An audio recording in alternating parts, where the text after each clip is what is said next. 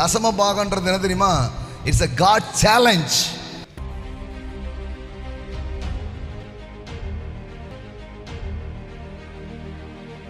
ஆலயத்தில் ஆகாரம் உண்டாயிருக்கும்படி தசம பாகங்களை எல்லாம் சொல்லுங்க, எல்லாம் bring all tithes.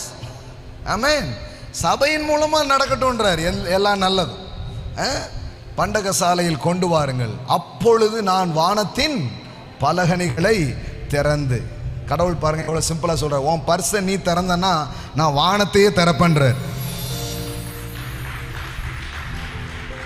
மனுஷனுக்கு ரொம்ப ஆசை வானம் திறக்கட்டும். கடவுள் சொல்றார், எனக்கு உன் பர்ஸு திறந்தா போதும், வானம் திறந்துரும். ஆமா, வானத்தின் பலகணிகளை திறந்து இடம் கொள்ளாமல் போகும் மட்டும் உங்கள் மேல் ஆசீர்வாதத்தை வருஷிக்க மாட்டினோ என்று அதனால் என்னை சோதித்து பாருங்கள் என்று சேனைகளின் கர்த்தர் சொல்லுகிறார். கடவுள் பாருங்க, எப்பா என்னை நம்பு, இந்த தீமை நிறைஞ்ச உலகத்தில் என்னை நம்பு, உன்னை ஆசீர்வதிக்கிற தேவன் நான் இருக்கிறேன்னு நம்புன்றார். அப்போ அந்த நம்பிக்கையின் அடையாளமாக ஒரு மனிதன் முதன்மையானதை கடவுளுக்கு செலுத்துகிறான். அப்படி செலுத்தும் பொழுது தேவன் தான் சொன்னபடியே அவனை ஆசீர்வதிக்கிறார். நீங்கள் ப்ராஸ்பரிட்டிக்குள்ள வந்து அதை அனுபவிப்பது என்பது சாத்தியமில்லாத ஒரு காரியம். ஏன்னா கடவுள் இப்படி வைத்திருக்கிறார். நான் அடிக்கடி சொல்லியிருக்கிறேன், உள்ளத்தை கொடுத்தால் ரட்சிப்பு. ரட்சிக்கப்படுறதுக்கு என்ன பண்ணணும்? ஒருத்தன் உள்ளத்தை கொடுக்கணும். ஆனா உள்ளதை கொடுத்தால் செழிப்பு. செழிக்கணும்னா என்ன பண்ணணும்? உள்ளதை கொண்டு வரணும். ரட்சிப்புக்கு எது போதும்? உள்ளம் போதும். ஆனா செழிப்புக்கு உள்ளது. அதனாலதான் நீங்க பைபிள்ல படிச்சு பாருங்க, யாரையெல்லாம் கடவுள் ஆசீர்வதிக்கணும்னு நினைச்சாரோ அவங்களெல்லாம் முதல்ல கொண்டு வான்னாரு. ஏன் தெரியுமா? நீ கொண்டு வந்தன்னா அதை நான் பெருக பண்ணுவேன். ஆமென், ஆமென். அதான் கணக்கு பாருங்களேன், அதான் கணக்கு. 5 அப்பா 2 மீனை கொண்டு வான்றாரு, அதை தான் பெருக பண்றாரு.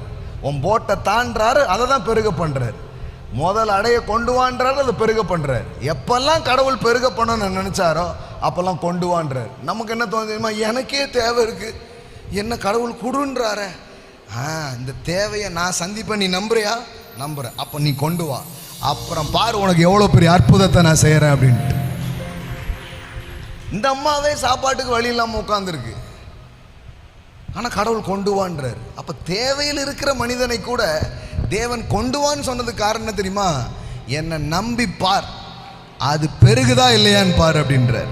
சவால் கடவுள் உங்களுக்கு விடுகிற தசம பாகம்ன்றது என்ன தெரியுமா?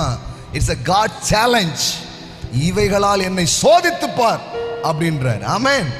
அப்ப பாருங்க, அந்த மாதிரி ஒரு விசுவாச சவாலோடு நாம் இது செய்கிற ஒரு காரியம். ஆமென்.